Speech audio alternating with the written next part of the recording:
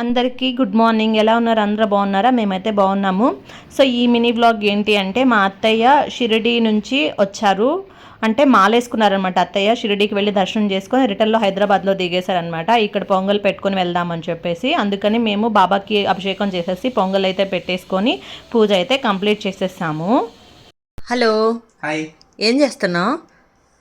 ఇవాళ మా అమ్మ షెడ్యూల్ వచ్చింది, సో అందుకని ఇప్పుడే పూజ అయిపోయింది. అయిపోయిన తర్వాత ఇప్పుడు భోజనానికి కూర్చున్నాం. ఓకే, ఏమేమి స్పెషల్స్ ఇవాళ? వైట్ రైస్, సొరకాయ పప్పు, దొండకాయ ఫ్రై, కొబ్బరి పచ్చడి,